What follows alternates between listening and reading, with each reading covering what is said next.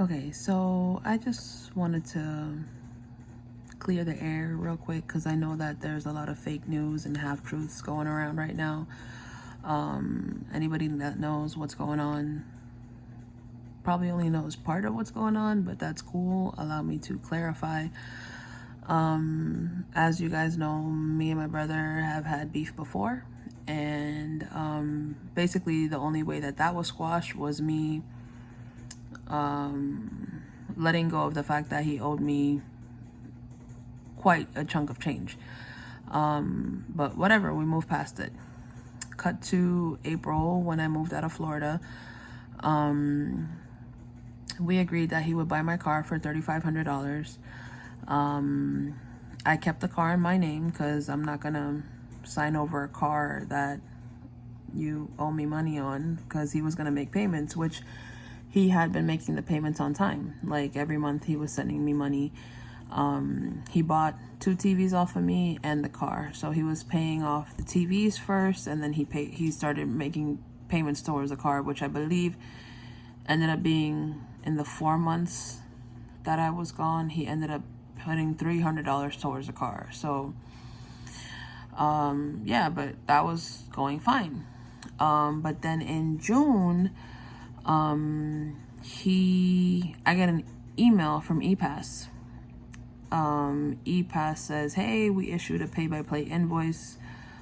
So I hit him up. I was like, yo, what's going on? Like, ePass is emailing me, please take care of this. No response. July 8th, I get the second one, pay-by-plate. And I'm like, yo, you're gonna put me into problems. Like, what the heck? July 17th, I send him a message, again, about the ePass. I sent him a message that I was expecting a check. I was supposed to get like a reimbursement from American Airlines for some stuff. And I also told him, by the way, I ordered some stuff to your house. Can you make sure, can you hold on to it for me until mom comes and she's gonna bring the stuff back? And then I also wrote, I'm also resending the screenshot of the pay-by-plate invoices because I don't see you responding to my messages, because this is now like a month later. Okie doke. That's the only response that I get. Hit him up again 2 days later. Did the check come in? No response until a day after that. Friday, July 29th, ask him again about the check. No response. Oh, my bad. Sorry. There was a response. Haven't received the check. I sent him all the stuff that I ordered, which was between $300 and $400 worth of things. And I asked him, can you double check that the things are there? Because if something's missing, then like I need to report it to Amazon so that they can get on that. Yeah, I just gotta check all the boxes. August, that was July 29th. He didn't respond, and then July 31st he responded. Oh, I got that messed up. So he didn't respond on the 29th. He responded on the 31st after I had asked him again, hey, can you check the stuff? And again, all this time, the only confirmation that I get from him is like it has nothing to do with the tickets. It's only in regard to the check. Oh, I'm gonna check it. I haven't received the check, and I'll check all the boxes for you. August 6th. Now it's the third invoice that I've gotten. So now I'm like hot, So I sent him a text, which I don't know if I can reverse this. No, I can't. I basically sent him this, like, you probably can't see it good, but I'll add the screenshots after, I guess, if I'm savvy enough to figure all that out. But I'm like, yo, are you prepared to pay any tickets that are going to be issued on my license and the fee for reissuing my license when it gets suspended? This is now the third invoice that has yet to be paid. I've sent you the first one since June, and you've yet to address it. All you need to do is make sure the e-pass has money on it. I've already sent you the credentials for it. I'm not understanding why you're putting me in this position. It's incredibly frustrating that you don't seem to care. Radio silence. That was August 6th. August 13th, I get another email from e-pass. Registration stop placed. So now they put a stop on my registration. Hit him up again. No response. August 14th. I write him, it just makes things worse when you don't make an effort to respond. That was a Sunday. Called him Monday, no answer. Called him Tuesday, finally got a hold of him. He answers, he's like, oh, what's up? Like, all casual and nonchalant, like, you don't know what I'm calling you about? Like, I'm blowing up your shit. Like, a sense of urgency would have been nice. And I'm like, yo, what do you mean what's up? Like, what's up with the tickets that you're getting under my name? Oh, well, you know, I work and I have a life, you know, like, I can't go to sleep till 4 o'clock in the morning because my back hurts. And I'm just like, what does that have to do with the price of tea in China? Like, I'm talking about the e-pass. You're talking to me about your life. Like, okay, that's your life. Everybody has ups and downs. Everybody has shit that they deal with. Like, that's for you to figure out. That's a part of life. But in regard to the e-pass, I've been blowing your shit up since June, and you've yet to, you know, address it. Then he starts talking to me about insurance on the car. Oh, well, I can't get the car insured because you didn't put the car in my name. I'm like, well, do you have the 3 G's that it cost to, you know, for me to put it in your name? That's cool. I could do that. No, I don't have that money. Okay, so why would I put the car in your name and lose that collateral? Like, the car will be in your name as soon as you paid it off. So he's talking to me about insurance, and he's like, well, all this time I haven't had the car insured, blah, blah, blah. And I'm like, but if that was an issue, why didn't you tell me back in April when I told you? Because in April when I left, I told him 2 things. I said, I left on the 10th of April, and I hit him up and I said, insurance is gonna end on the 27th of April. Make sure you have it figured out by then. And that's when on the 13th of April is when I topped up the e-pass for the last time, so that he wouldn't be left with the empty e-pass. Because the last thing I wanted was like, oh, well, you left the shit empty, so blah, blah, blah. But whatever. So when I'm talking to him, yeah, he's talking about insurance, and I'm like, why are you bringing up insurance? And it just reminds me of like when an octopus sprays ink to try to like distract and, you know, literally blow smoke. Like, who's talking about insurance? I'm talking about the e-pass. Let's figure that out. Well, I don't know what you want to figure out because I have my own transponder. So if you got your own transponder, why didn't you say that when I hit you up in June to tell you that you're creating invoices under my name, under my registration, under my license, under my car? Like, yo, I don't know what you're talking about. I have my own transponder, so, you know, it is what it is. But no, you wait until my registration is stopped to say, oh, I have my own transponder, so go figure it out. So you want me being in South America to go figure that shit out when you know I can't make calls from down there. So, but again, all this time you don't say anything about that. Like, that's fishy as fuck. I say, all right, bet. I said, you know what? Don't drive the car anymore. I'm gonna come get my shit. Then he sends me a voice note, which is so crazy. Like, this man has problems.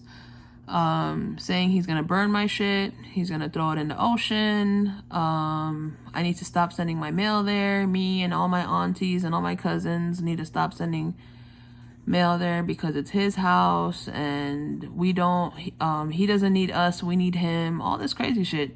And to stay the fuck out of his life. And I was like, okay, like, whatever. So Mind you, the stuff that was sent to his house was a combination of my things and my dad's stuff. So I wrote him, I said, you know, my father won't take lightly to his stuff being burned. It costs him money and you already owe him money. That's a whole another conversation. Like this man owes everybody money, but he wants to start a investing company. That's interesting, but it is what it is. It cost him money and you already owe him money. He will arrange to have everything picked up within 6 days. Another voice note, I don't give a fuck, blah, blah, blah. You know, if you don't come get your shit in, at this point, now 5 days, it won't be here, whatever. Then he says, you both always play innocent and everyone else is the bad guy, right? Well, I'm done letting you and him tell me to turn the other cheek while you both hide behind whatever you can find. Like, what are you talking about? Like, the only thing that I asked you to do since June was pay the e-pass. Like, there was nothing else. Like, who was talking about turning the other cheek and playing innocent? Like, what are you talking about? Like, you're delusional, bro. You need help. Both fucking cowards who are worthless and don't care about anyone but yourselves. Now that it's your money or his money, it matters. What happened to the $2,000 car that I lost? Oh, that money isn't yours, so it doesn't matter. This is exactly why I don't give a shit if you or he doesn't pick this shit up. I should actually throw it all away today because you never warned me. Warn you about what? I've been hitting you up since June about this shit. Even when I asked your father to renew the license, I think he meant tag. That's a whole nother story about a whole different car. But that, like, why are you talking about that? Like, that's in the past. Hakuna Matata, bro. Now you're trying to make me feel bad because your money is at stake. Fuck that. Then he says, order everything you did again, but I no longer have any of it. Like, all right, bet. Sorry, the time limit has expired on my willingness to turn the other cheek. Figure it on your own. You can cancel the plans. Your belongings won't be here in 6 days. Don't bother responding. I'm blocking you from today forward. I don't want any more toxicity in my life from either you or him. Good luck, and I hope you live a fulfilling life. You both deserve one another. All this crazy shit because you are running e-pass without filling it up. So I said, all right, bet. I'm gonna have to pull up, book my ticket, come out to Orlando, show up to his house, and he opens the door, like, looks at me like he saw a fucking ghost. What's up? Bitch, what do you mean what's up? Like, I want my keys and I want my stuff. I don't have your stuff. I got rid of it. All right, give me my keys. Slams the door in my face, comes back, 20 minutes. No, not 20. I'm exaggerating. But, I mean, you go to get a key. You didn't go to freaking make a casserole. Like, what the fuck? Comes back, mad long. Throws the key at me. The spare key, mind you. I gave him 2 keys when I left. I gave him the key with the clicker and then the spare key. Throws the spare key at me. Slams the door again. I open the door, walk into the house, and I say, where's my stuff? I told you I got rid of it. Proceeds to push me. I said, don't assault me. Mind you, I'm recording all this shit. Like, I don't know if he even peeped that, but I was recording everything. Because I'm like, I'm not going to let this guy keep painting a story of him being victimized and not have the evidence of what really went down. He tells me if I don't get out the house, he's going to call the cops. I said, bet, call the cops. Like, let them come through so I could file my police report too. He goes to his room, and all this time I'm standing inside the house, like at the front door, but inside the house. His roommate was there, like, working. Yo, can you guys keep it down? Can you guys do this somewhere else? I'm like, yo, I just want my shit. Like, I'm not the one making a big deal about all this. You could tell he was annoyed because I don't know what kind of webs he weaves to his friends, but I mean, obviously I hear shit, so I know that it's a lot of fake news. I don't know if he actually called the cops or if he was just fake calling the cops, but he called the cops, started giving him a description of me, what I'm wearing, what I look like, my age, my name, all that. Now, mind you, let's backtrack for a second, because during the conversation that I had with him when I finally got a hold of him, he was talking to me about the insurance. And it didn't make sense to me why he was tripping off that, because that's not, like, that's your business. It's your car. Like, get it insured. It doesn't have to be registered to you to have it insured under your name, which he's done that before, because he's had a car registered under my dad's name but had it insured in his name, but expects me to give up my collateral anyway. So before I even, like 2 days before I came out there, I look up my license and I see my shit suspended. I'm like, oh, okay. And it was suspended due to lack of insurance.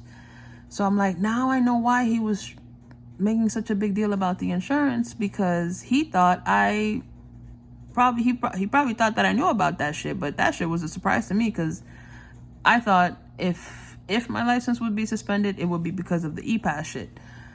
I didn't find out until 2 days before I got here that it was because of lack of insurance.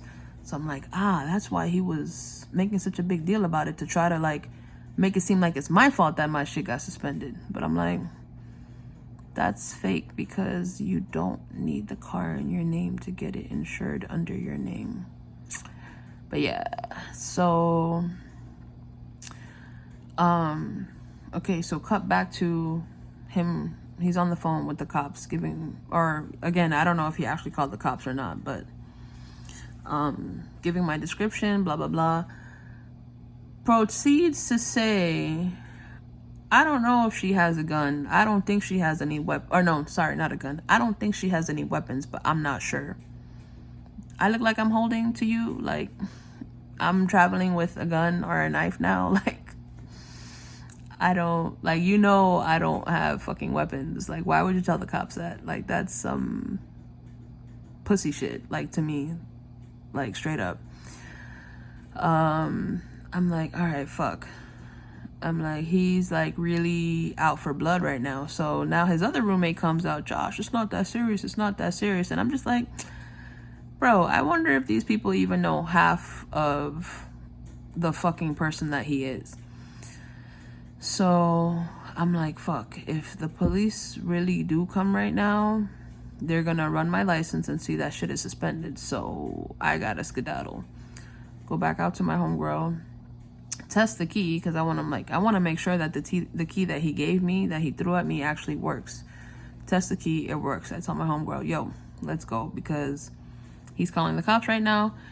If they come, she's like, man, they're not gonna come for 2 hours. I'm like, still, if they come, I can't fucking leave the car here. Like, now he knows I'm here. He's probably gonna hide that shit or something. I don't know.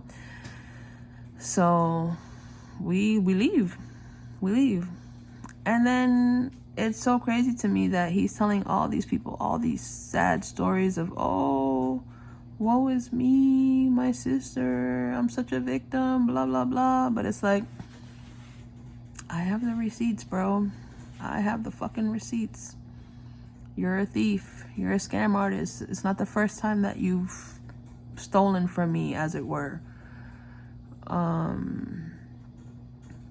And the crazy part is that the e-pass was only like -$6. The tickets, the invoices was a total of $34. His lack of insurance on the car to reinstate my license was $160. Like, you couldn't pay $6 plus $34. You couldn't pay $40 to avoid all this shit. Really, you should have only paid $6, because that would have put the e-pass, the only reason you got billed so much is because it was pay by plate. But somehow you're the victim in this. But it's cool. I would say to everybody that assumes shit, like, judge not by what you hear, judge by the fruit. And that's really all I could say about that, because, I mean, And the crazy part is that he's doing a fucking investment business. Like, so you steal from people on the left and then invest the funds on the right. Is that how it works? I don't get it. But I'm not savvy with this video shit, but I'm gonna do my best to kind of incorporate all the receipts that I have here, the voice notes that he sends. And the cool thing about WhatsApp, I'm being sarcastic as fuck, but the cool thing about WhatsApp is that it would indicate if a message was deleted. So as I'm hitting him up, if he had responded and I deleted it, it would show that I deleted a message. So you can see me hitting him up. Yo, what's up? Where's all the shit? Blah, blah, blah. And then fucking radio silent, bro. Anyway, I try to keep this shit short. I think that's all the details, but hopefully that gives the audience a better picture of who Josh is. Josh the thief, the scam artist, the swindler, whatever you want to call him. Yeah, because I feel like you're not going to run around and tell people this half-ass story of what's going down. Oh, blah, blah, blah. Like, tell them the truth, bro. Like, be honest with yourself. Start living an honest life. Like, be truthful.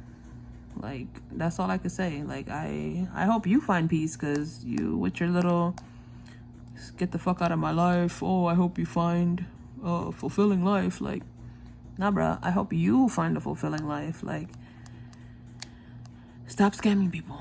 That's what it comes down to, unfortunately.